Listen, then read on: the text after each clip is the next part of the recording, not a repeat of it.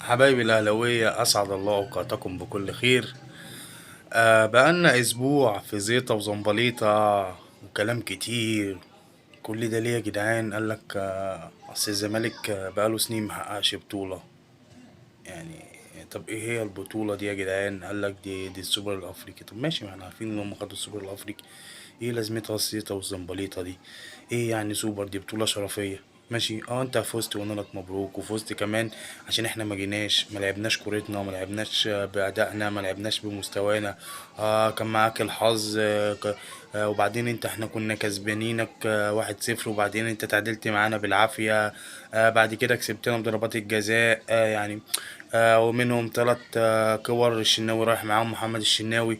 حاجات كتير. تمام. ما تجيش تقول لي بقى انا بطل، وانا عمري ما شفتك بطل. انا كل اللي بشوفه لك اللي انت حصله، اللي انت بليله. ده اول حاجه. ناصر منسي المطرب اللي كانوا بيقولوا عليه آه عارف انت المحشي. هو كانوا بيقولوا عليه بقى، بس انت حط بقى يعني ايه، غير في معنى الكلام هتلاقيه مخلي. انت فاهم؟ هو مخلي كده. غير ناصر بيقول عليه ناصر المخلي. اللي هم بيقول لك انا ليه ما اروحش المنتخب، انا المفروض اروح المنتخب انا. حاجات كتير، كلام كتير.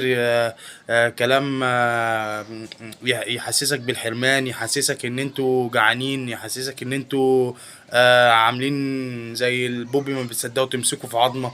يا ابني احنا الكلام ده، احنا عدينا بمراحل. احنا دخلنا مع أندية عالمية، احنا لعبنا كأس عالم، خدنا 3 كأس عالم. ما بنزيدش الزيطة بتاعتكوا دي. انتوا ليكوا حق عشان انتوا محرومين. ليكوا حق ان انتوا كل سنين بتاخدوا بطولة. خدتوا بطولة تقعدوا عليها سنين عبال ما تاخدوا البطولة التانية. افتكر نهائي القرن اللي انت عمرك ما هتنساه. انا سوري يعني، انا بقول لك افتكر، لا انت مش ناسيه. انت فاكره كويس جدا. فاكر جون قفشه جه ازاي؟ لغايه دلوقتي قسما بالله في ناس زملكاويه عارفين لعب جون قفشه جه ازاي، وجه كان بدايته ايه، والكلام ده كله ناس زملكاويه.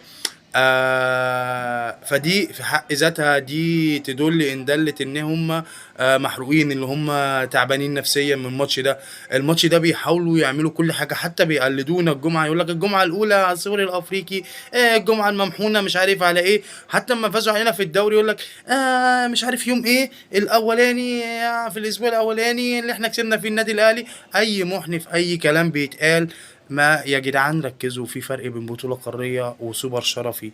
في فرق بين تيجي تقول لي ايه ده احنا كسبانين الكونفدرالية وانتوا كسبانين افريقيا ولعبناكوا. لعبت مين يا ابني؟ يا ابني دي افريقيا يا ابني. يا ابني انت خدت البطولة دي. انت كانت خدتها عشان احنا ما جيناش. تمام. وكانش في حظ معانا. تاني حاجة، انت خدت بطولة الكونفدرالية دي، انت اقوى فريق لعبته هو فاركو اللي انت قبل النهائي بتهيألي، يعني على ما اعتقد، يعني على ما اتذكر. انت ما لعبتش فريق عليه القيمة. انت لعبت ابو سليم وابو مش عارف مين وابن مين.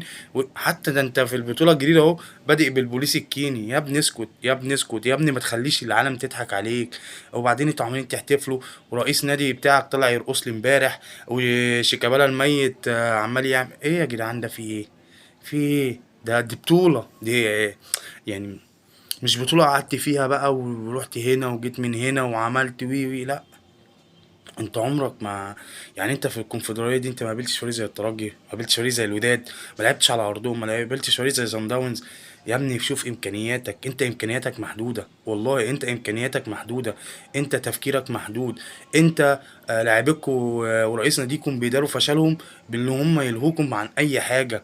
انت لو جمهور، تمام، تمام، هتيجي تقول لهم بطولة ايه دي يعني؟ ده انا 5 افريقيا. الاهلي دلوقتي داخل في ال 12 اهو، ال 13، وطالب بال 13. ايه ده؟ ايه ده؟ انت كنت 5 وانا كنت 3. شوف دلوقتي انا بلعب على ال 13. انت بتتكلم في ايه؟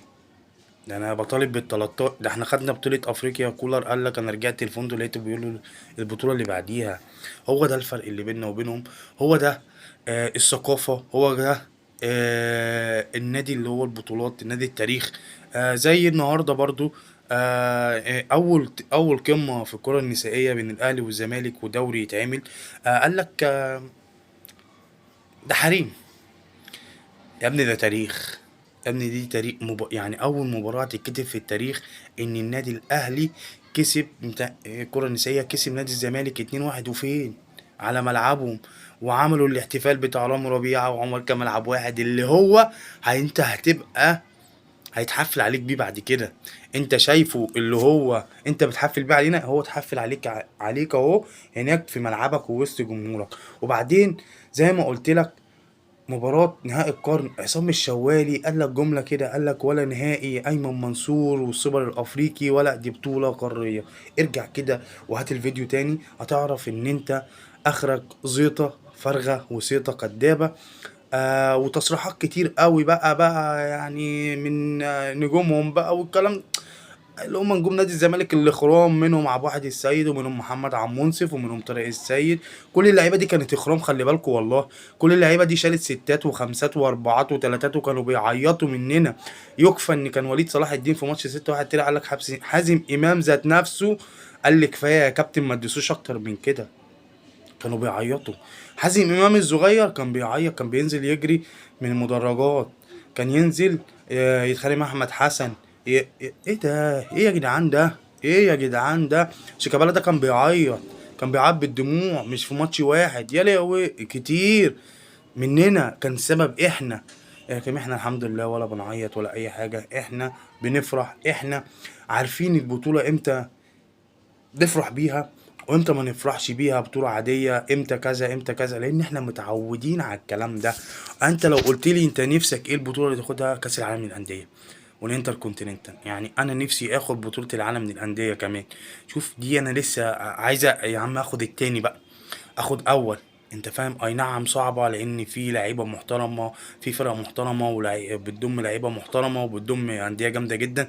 بس مش شوف انا طموحي فين وهو طموحه فين وهو بيعمل ايه. يا راجل ده احنا خدنا بطولة افريقيا، ما عملناش اللي انتوا بتعملوه ده ولا مع كابتن الحمد لله على نعمة النادي الاهلي في الاول وفي الاخر. ما شفناش رئيس نادينا بيطلع يرقص ولا بيشرب سيجارة والكلام الهبل ده. ما شفناش لعيبتنا عازمة مش عارف مين وجايبة الكاس وايه ده يا جدعان ده؟ والله ده حرمان يا جدعان، وربنا الناس بتضحك عليكم، وربنا كمان مرة الناس بتضحك عليكم على اللي انتوا بتعملوه، لان ده مش منظر يليق بنادي المفروض انتوا تروحوا بيه. والسلام عليكم ورحمة الله وبركاته.